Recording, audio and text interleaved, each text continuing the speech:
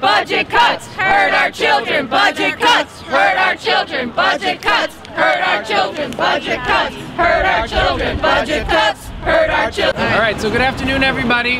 We are all here today to talk about Fight Back Friday and our opposition to the budget cuts and the proposed layoffs to our public schools. I'm here today as a member of a couple of the organizations that organized, that sponsored the Fight Back Friday, GEM, the Grassroots Education Movement, and NICOR, the New York Collective of Radical Educators. But I'm also here as a staff member of PS24 in Brooklyn, and I want to talk about my school in Brooklyn. And my school serves, for the most part, low-income, poor, kids of color, mostly the children of immigrants, mostly from Latin America. And my school is a school that has been historically underfunded, undermined, and mistreated. Last year, my school alone lost more than $1 million, more than 10% of our budget. That meant that we could no longer provide art to many of our students. We could no longer provide a lot of the after-school programs that we'd had, and we lost a lot of materials. Teachers are doing a lot of their own purchasing these days. And I want to talk about the fact that we live in a city, New York City, the richest city in the richest country in the world, where federal bailout money has gone by the tens of millions into the pockets of the wealthiest bankers and hedge fund managers who caused this crisis in the first place.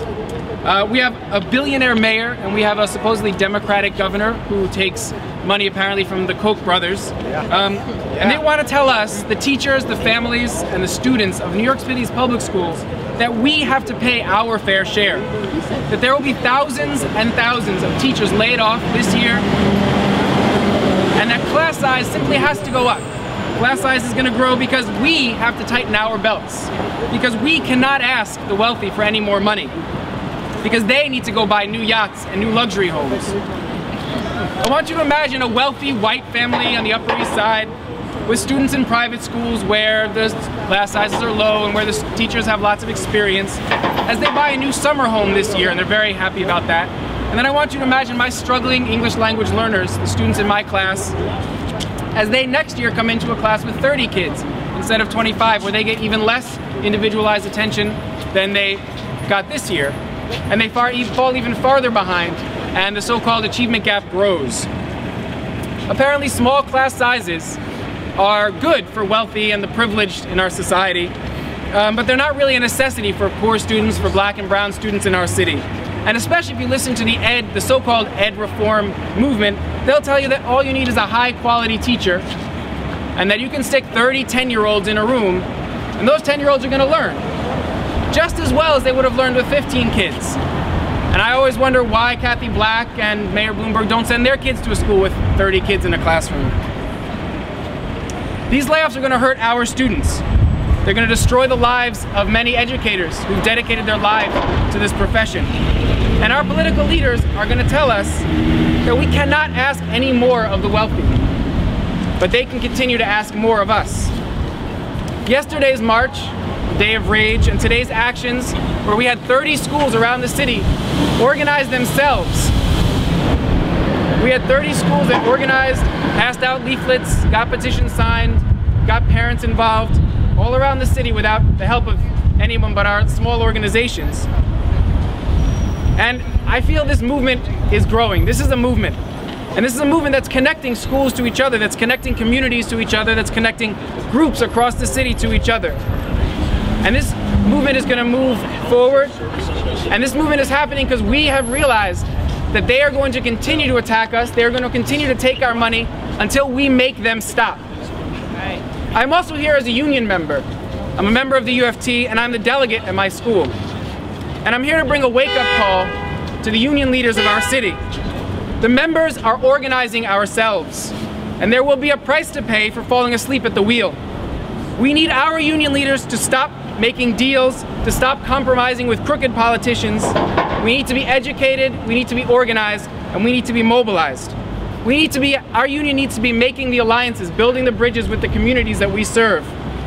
We need to add teachers, not fire teachers. We need to lower class sizes, not raise it. We need to demand that our teachers and our families are shown the respect that they deserve, and that millionaires and billionaires are forced to pay their fair share. Thank you.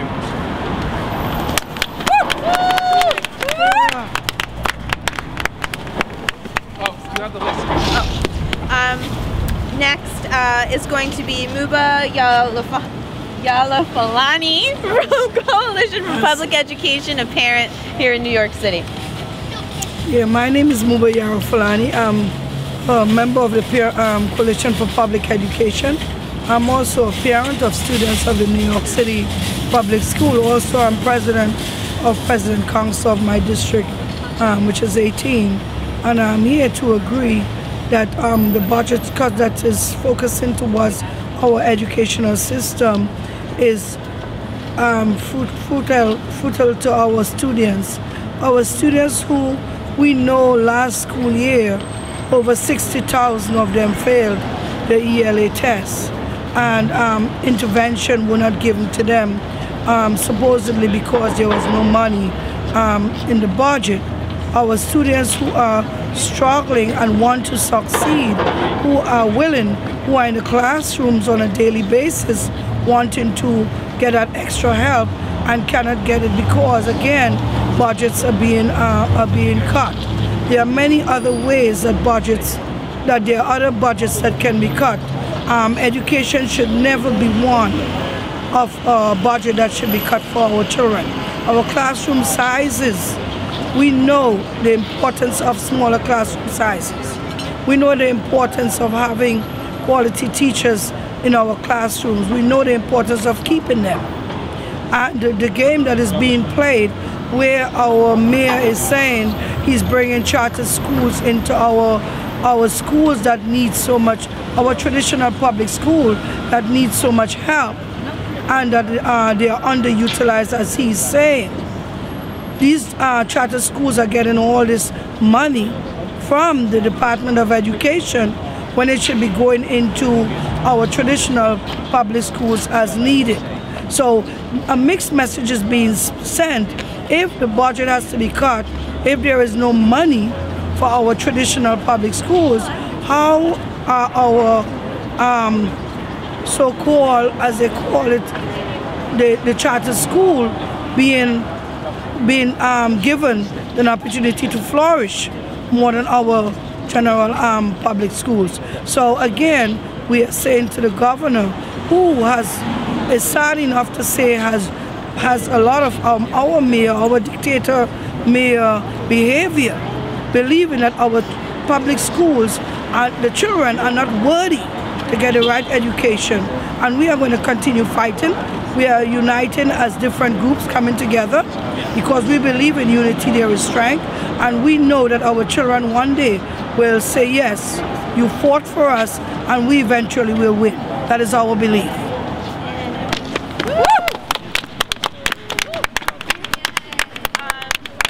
Next we're going to have a parent from the neighborhood school, Solani Das. Thank you. Well, I'm here today as a very, very concerned parent. My daughter Mira attends the neighborhood school in the East Village. She's in the 1st grade. And she's been in the public school system for only 2 years. But in those 2 years, I've seen drastic changes in the resources that the school has. And I'm really very, very worried. Last year, just to give you an example, my daughter was in a class of just 20 kids, and there were 2 teachers in the classroom, a head teacher and a paraprofessional. This year, the class size has jumped to 25, and there's only 1 teacher because most of the paraprofessionals were laid off.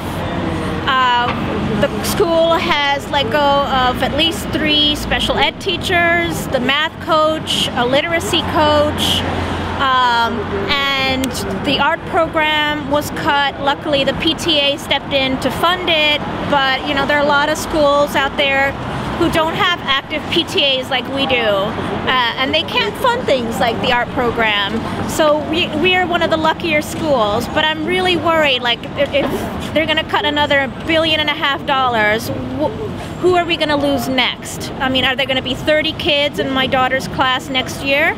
I mean, she's honestly, last year she was learning. This year she's got a great, wonderful, dedicated teacher. I love her teacher. She's a great, great, great educator. But what can she do? She's one person, there's 25 kids. My daughter is getting lost, and I'm very worried about what's to come next. So Mayor Bloomberg and Governor Cuomo, please hear this. We are very angry, us parents, and we were collecting signatures today at our school protesting these cuts. You know, we're a school of just 300 kids. Most of the parents in our school have signed the petition here. We're all very, very angry, and we demand that these cuts not happen, and that you know, the millionaires and billionaires in this city, in this country, in the state pay their fair share so that our kids have a future, so our country has a future as well. I'm just disgusted, and this has got to stop right here and now. Our kids deserve better, and I don't think that millionaires and billionaires need to be getting tax cuts on the backs of our little kids. And that's all I have to say. Yeah. Okay, and finally we're going to have Yelena Sawinski, who is a teacher at PS 193 in Brooklyn. So I'm Yelena Sawinski. I'm the teacher and one of the co-chapter leaders at my school in Brooklyn, and I'm holding today's Times Up, and I wanted to just highlight at GE on tax day, billions of reasons to smile. The company reported worldwide profits of $14.2 billion and said $5.1 billion of the total came from its operations in the United States. Its American tax bill, none. In fact, GE claimed a tax benefit of $3.2 billion. So it is companies like this that exist without paying their fair share that are causing us to have our problems. Somebody asked me yesterday, what would I say if I had 2 minutes with Bloomberg and Cuomo? And I said I wouldn't bother because they don't care. We have to make it, as one senior said in one of our high schools that are closing, so that we can enter their consciousness so they cannot sleep at night. Not because they care, but because we have fought so hard and so loud and with our numbers that they can't sleep at night because they know that we're not going to stop. And that's what I think is important. They know all the information we're giving them. They're not stupid. We have to fight and take what we know is important and what we should have. Yes.